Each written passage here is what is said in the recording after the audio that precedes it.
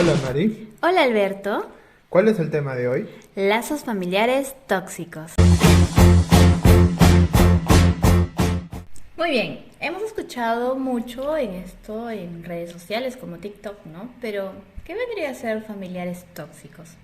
Averiguando, pues tóxico es todo aquello que te hace daño a nivel corporal o que tiene un resultado nocivo. Sin embargo, nosotros no somos expertos en la materia, pero hablaremos en base a lo que hemos pasado y vivido para que de alguna forma podamos expresarlo. ¿Y por qué es necesario expresarlo? Esto nos permite de alguna forma poder analizar desde otra perspectiva lo que nos pasó. Alberto, consulta. ¿Alguna vez has tenido una situación tóxica o algo complicada dentro del entorno de la familiar? Eh, Tóxico, tal vez como estereotipos cuando te crían.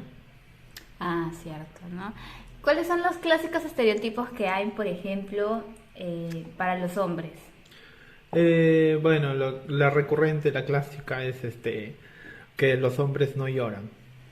Ok, Usted es hombrecito, no llora. así que se me calla, señor, no me llore. Oh, bueno, en mi caso, un estereotipo muy, ¿cómo decirlo? Muy marcado era el hecho de que las mujeres no salen de casa, ¿no?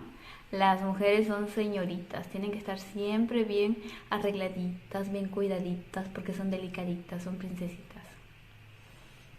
Y eso contraponía mucho porque donde yo crecí pues era una chacra, o sea, era campo.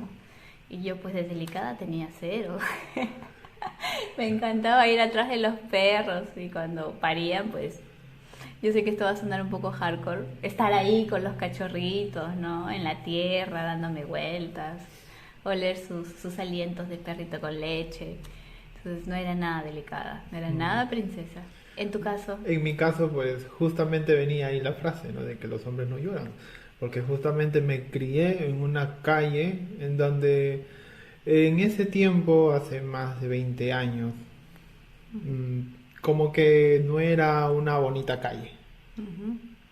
Ya todos los malandrines de la calle tenían, se peleaban con los otros malandrines de la calle de la calle contigua, de la Ujú. calle que seguía. Y bueno, pues llegaban o sea, a llegar a enfrentamientos, a tirar piedras y muchas veces en ese ambiente Hostil.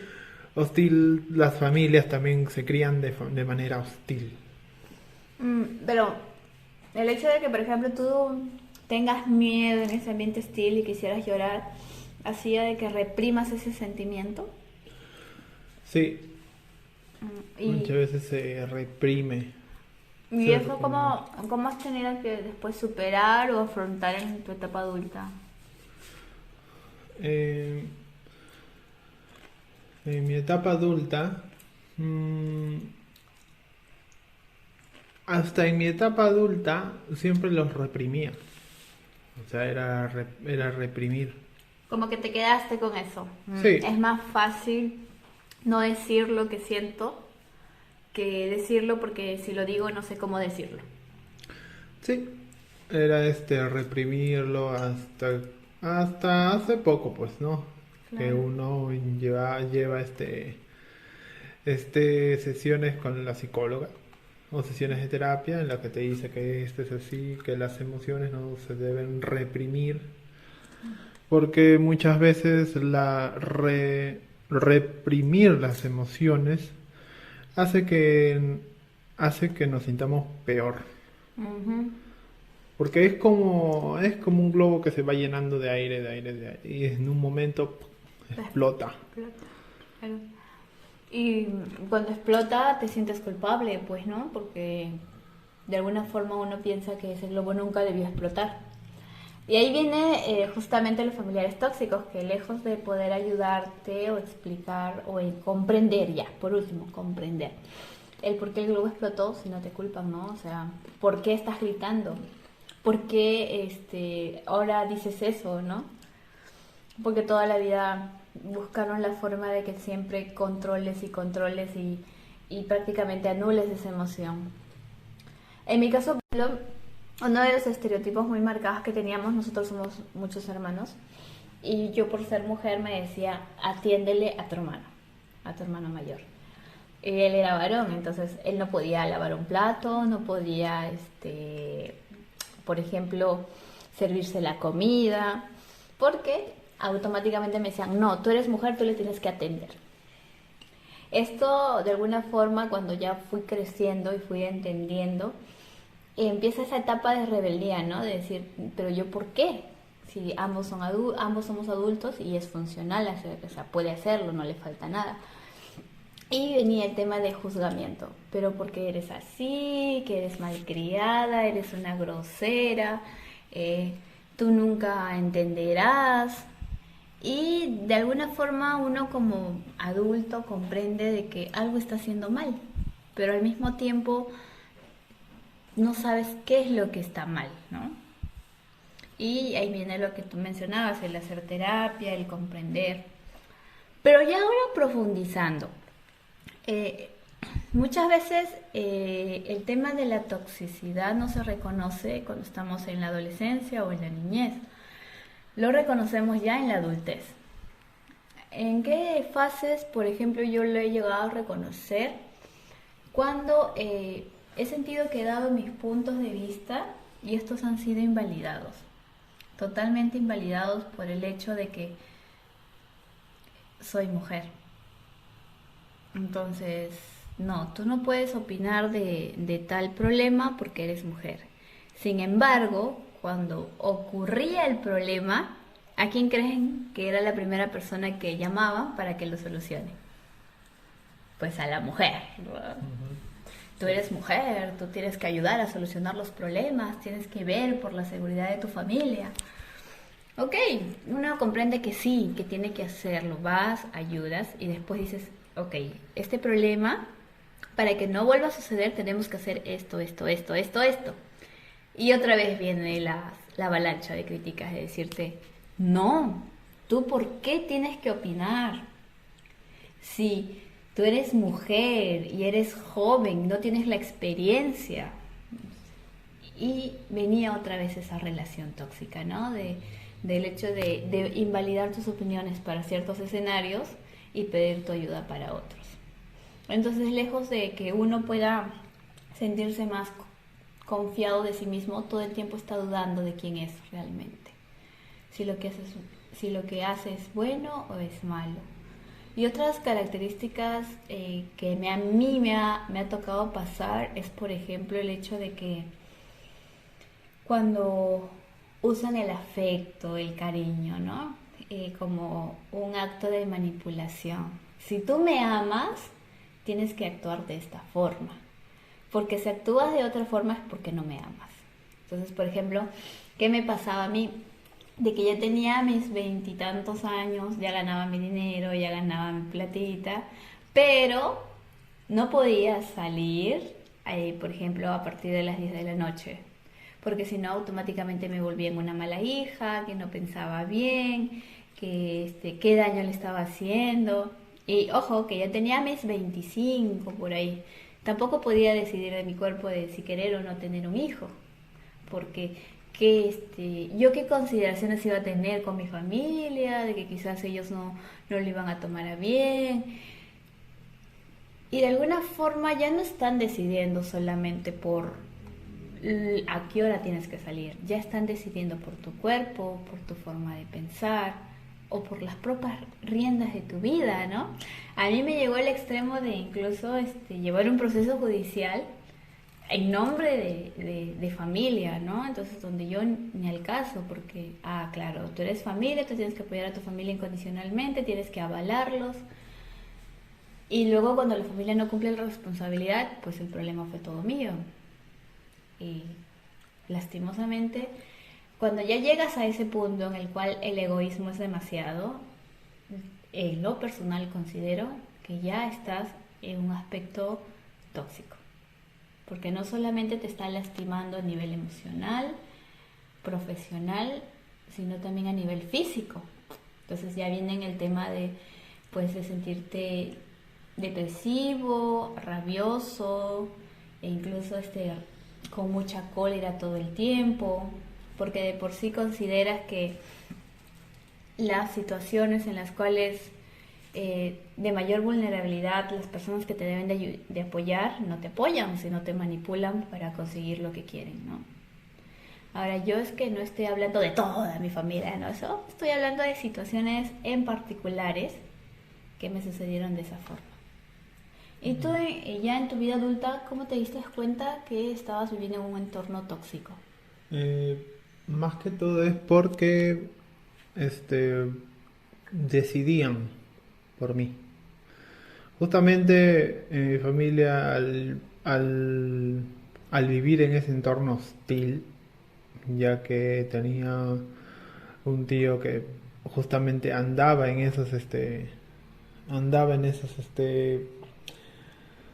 en esos conflictos entre pandillas, es que justamente para que yo no, en parte supongo pues no que es razonable su preocupación, en parte de que yo tal vez no me acercara a ese mal mundo, este como que me encapsulan. Y justamente al encapsularte, al negarte, al limitarte, salir Es al como, exterior. es como ser un adulto y para hacer cualquier cosa tenías que tener un permiso, una autorización. Sí. Ok. Y si no estabas de acuerdo con y si no estabas de acuerdo con ellos, Con el status quo. simplemente simplemente todos te recriminan. Como, Que no piensas en ti, que tú eres un irresponsable, que este te hacen sentir mal cuando el problema ni siquiera se ha creado. claro. Como que vives atrapado en una fantasía, en un escenario hipotético que puede o no puede pasar. Sí. Y Claro. cuando ya y cuando justamente cuando llega la época de la universidad en donde uno ya necesita salir sí o sí, pues de tanto tiempo que te han tenido así, ¿Encapsulado?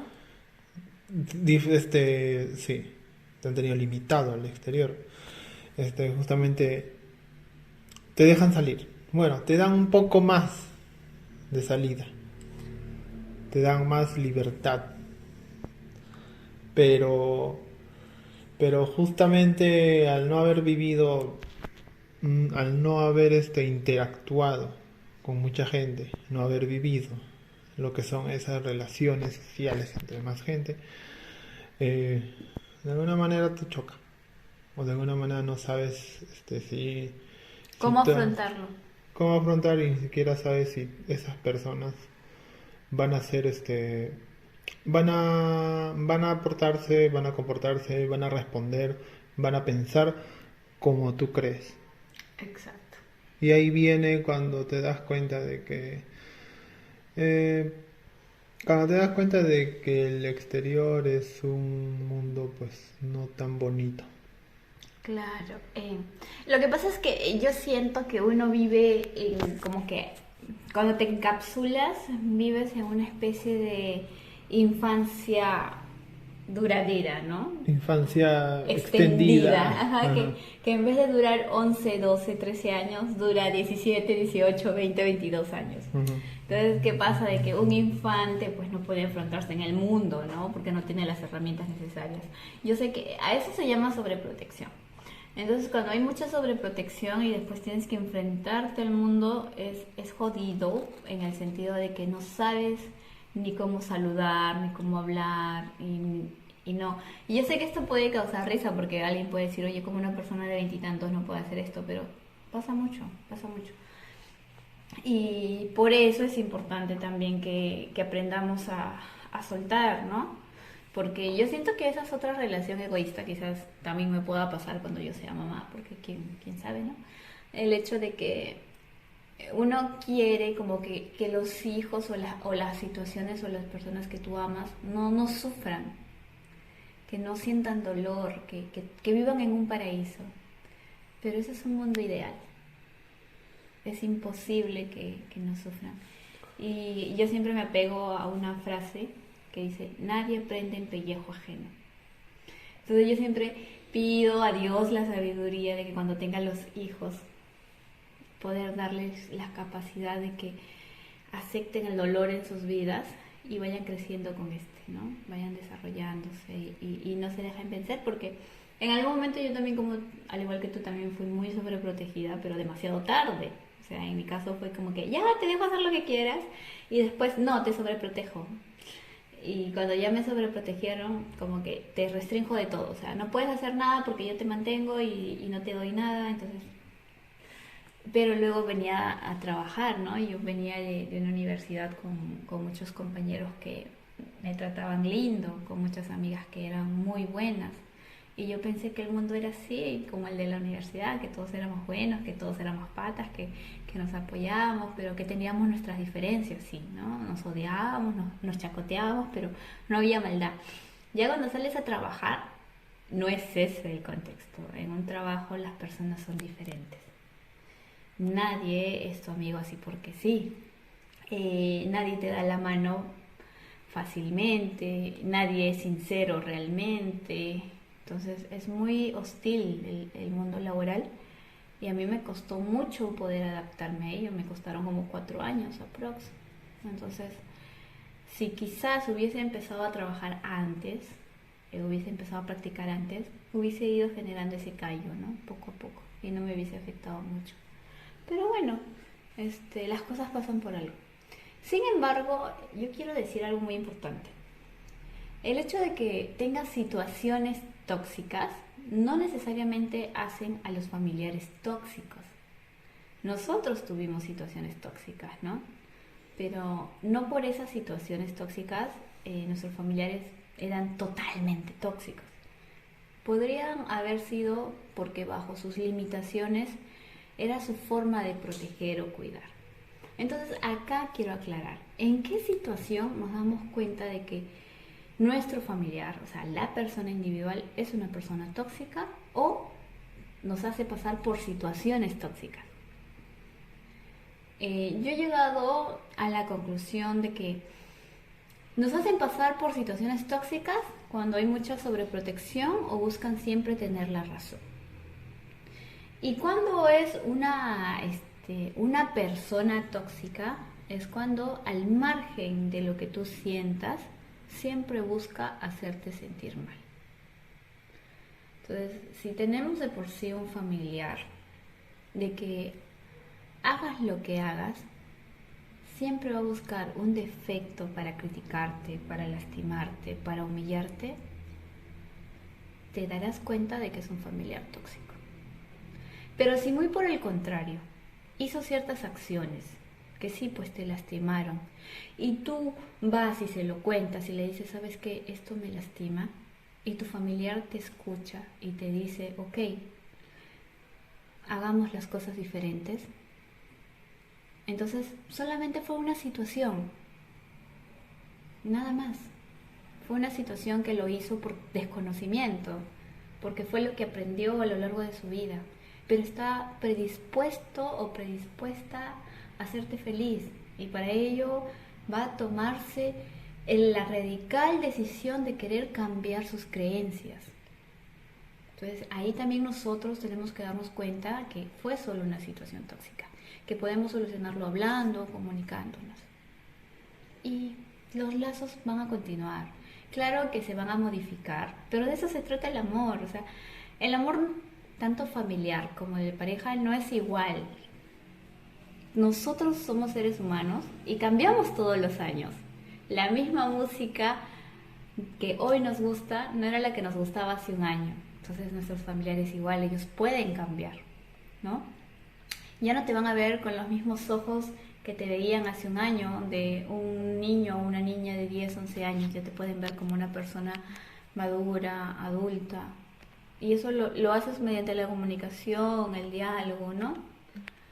Pero si esto no sucede, si por más que tú hables, si por más que tú converses, si por más que tú vayas a terapia y le pidas por favor a tu familiar que vaya, o que por último, que no vaya, pero que te escuche, y a pesar de eso no te escucha y te sigue lastimando y te sigue hiriendo y te sigue controlando, pues ahí te darás cuenta de que una vez más es un familiar tóxico. Y que es el momento de decir gracias, pero me alejo. Sí. ¿No?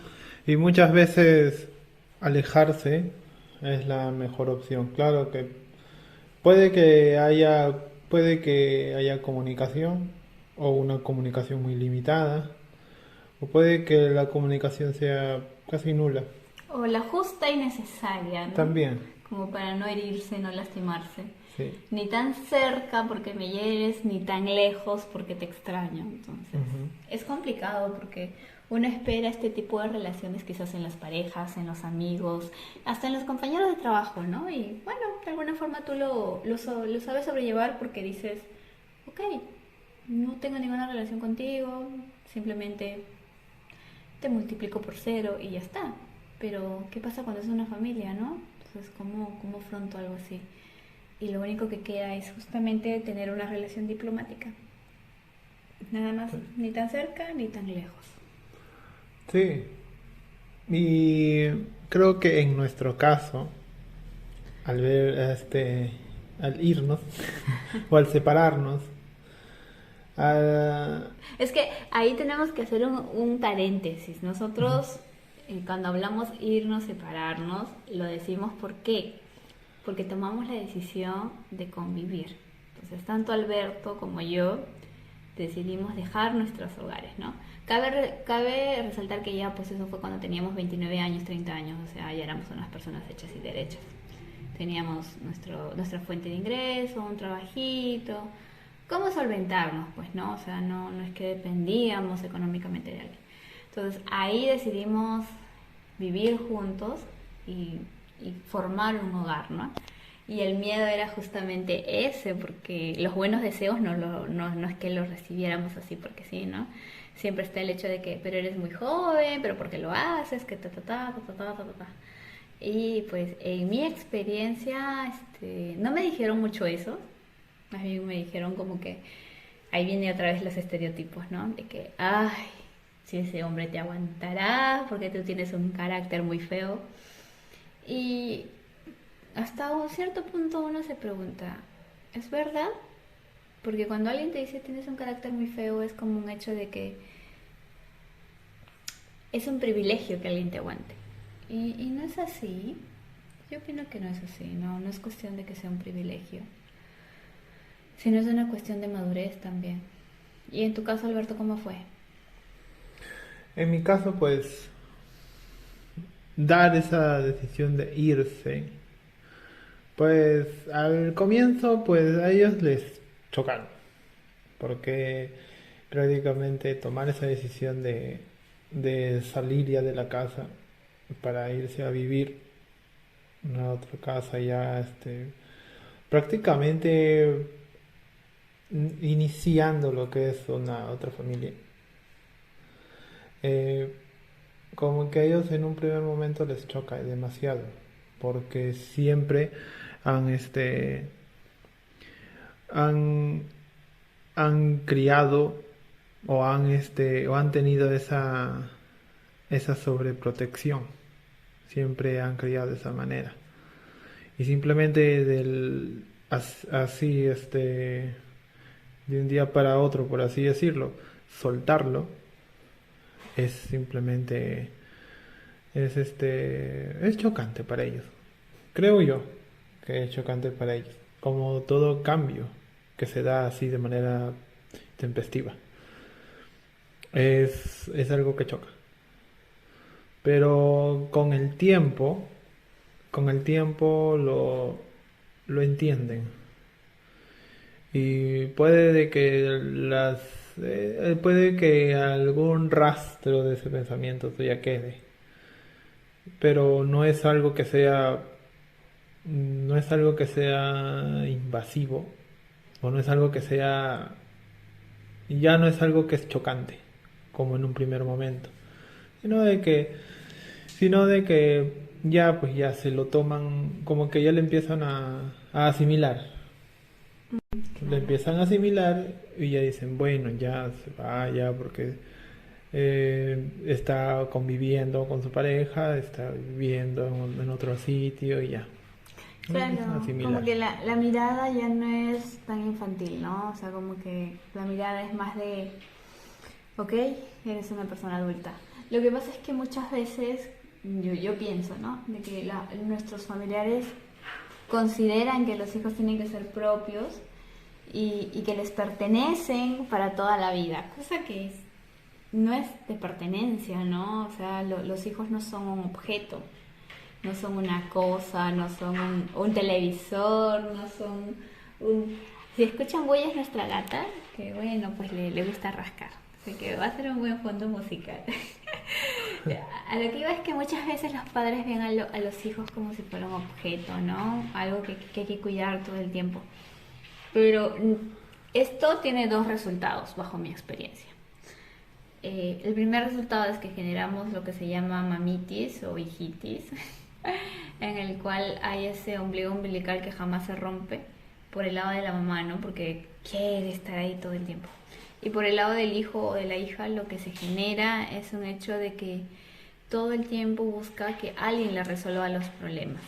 O sea, no es capaz de asumir su existencia como propia y decir, ok, yo tengo que hacer esto, ¿no? Sino muy por el contrario, siempre va a haber alguien que le resuelva las cosas y cuando pasen así 40 años o tantos años, no va a ser tan responsable de pagar sus cuentas, no va a ser tan responsable de tener un trabajo estable, porque sabe que los padres siempre le van a proveer de esos ingresos. Entonces, eso sí es una relación muy tóxica la que se genera, pues, ¿no? Y es importante, yo creo, hasta un derecho fundamental del ser humano, el de ser independiente en todos los aspectos, emocionales, económicos, y muy por el contrario, más bien a esta edad es donde las cosas deberían invertirse, ¿no? Donde ya los padres no deberían cuidar a los hijos, muy por el contrario, los hijos son los que deberían ya ver el cuidado de los padres, ¿no? El ver que estén bien, el ver de que gocen de una buena vida, pero cuando no se rompe este vínculo sobreprotector, ese intercambio de papeles no se va a dar, no se va a dar. Y hablando ya específicamente en el caso de Alberto, sí, pues, ¿no? Incluso el miedo también partía por ti mismo, ¿no? Tú mismo tenías ese temor de cómo de decir o cómo afrontar las cosas, porque era tipo cargamontón, ¿no? Todo el mundo iba como... Pero gracias a Dios, como él lo mencionó en un principio, él ha llevado terapia, ha podido afrontar estas cosas. E incluso el cambio ha sido tan abismal que ha podido incluso pedir la mano y decir, ¿sabes qué? Me quiero casar.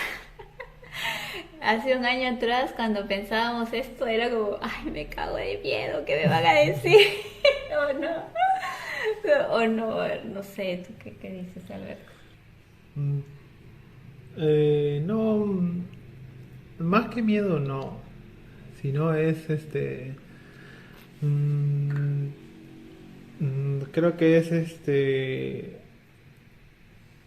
ah, más que miedo es como que una especie de dándole vuelta a los prejuicios o dándole vuelta a los a esos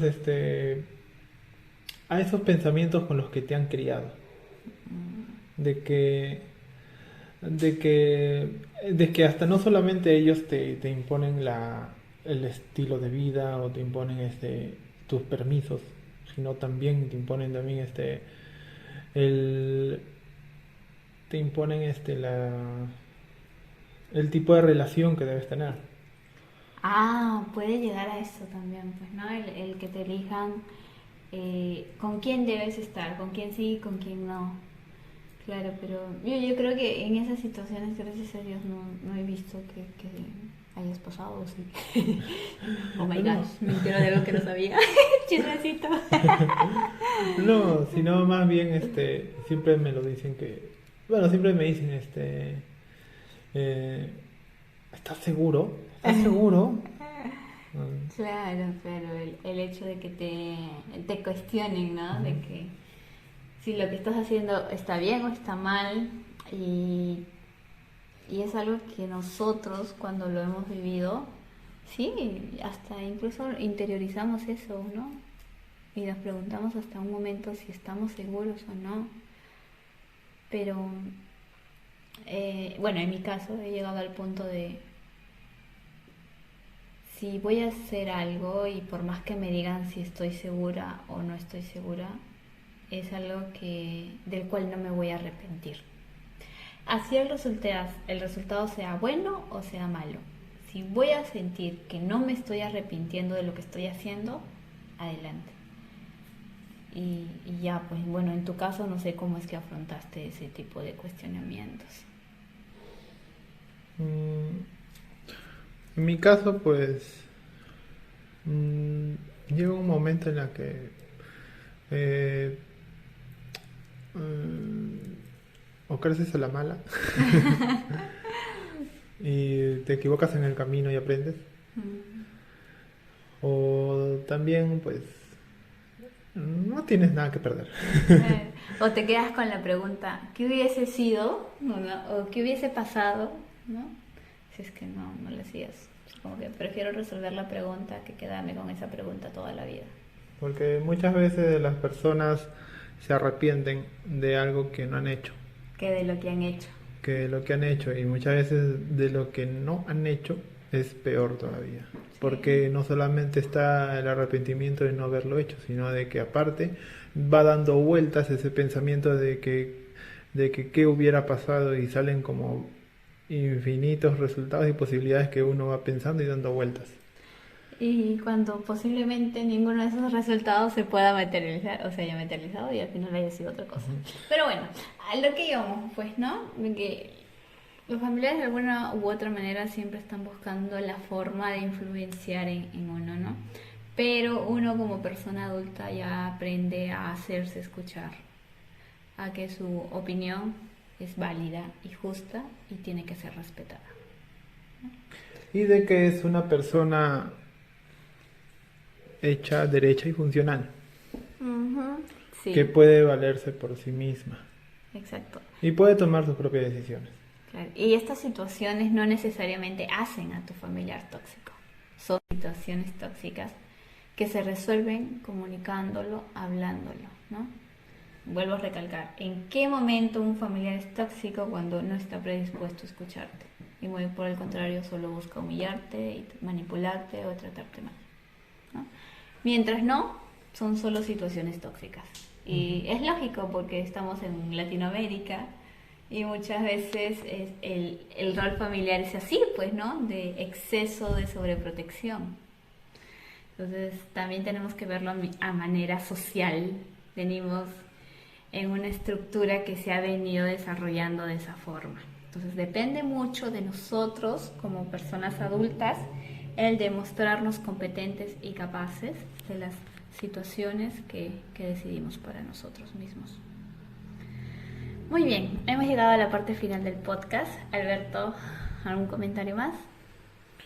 Eh, que, que si van a tomar alguna decisión grande en su vida, que simplemente vayan con la seguridad de sí mismos. Porque que salga bien o salga mal, por así decirlo, ¿no? O sea, que se concrete o no esa posibilidad, no lo sabrás hasta que simplemente lo hagas. Y si te salió bien, pues, bien, ¿no? Está bien, lograste lo que quisiste. Pero si no, pues también, no quiere decir de que sea el fin del mundo, sino de que para la próxima te quedará de experiencia y lo harás mejor y lo harás bien. Bueno, mi consejo es de que siempre busquen hacerse escuchar, busquen su voz, busquen su independencia. Si bien es cierto, amamos mucho a nuestros familiares, ¿no? Por las cosas que nos dieron. Sin embargo, no van a ser eternos. En algún momento tendrán que irse, en algún momento nosotros nos despediremos, porque hay algo inminente, ¿no? Todos vamos a partir. En ese contexto es fundamental que aprendamos a desarrollarnos de forma económica, de forma emocional, de forma independiente, para lejos de sentir un gran vacío, muy por el contrario, sintamos o llegamos a sentir una gran inspiración. Si yo de por sí perdí a mi mamá o perdí a mi papá, pero supe lo mucho que trabajaron, me inspiran y honro su memoria. En vez de estar diciendo, uy, ¿por qué se fueron? Ahora, ¿quién va a criar de mis hijos? O ¿quién me va a hacer la comida? ¿O quién me va a dar para el mes? ¿O quién es el que me va a dar mis gustos o mis caprichos? Entonces, identifiquen esas diferencias y recuerden de que nadie supo o nadie sabe cómo ser padre, pero sí sabemos o hemos sentido cómo es ser un hijo o cómo es ser una hija. Así que esa es mi última recomendación y con esto nos despedimos. Hasta luego y nos vemos dentro de 2 meses más. Mentira, vamos a ver si es que ahora nos volvemos más frecuentes, pues, porque hemos pasado por muchos cambios.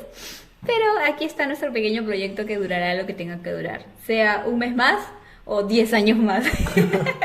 Hasta luego, chau chau.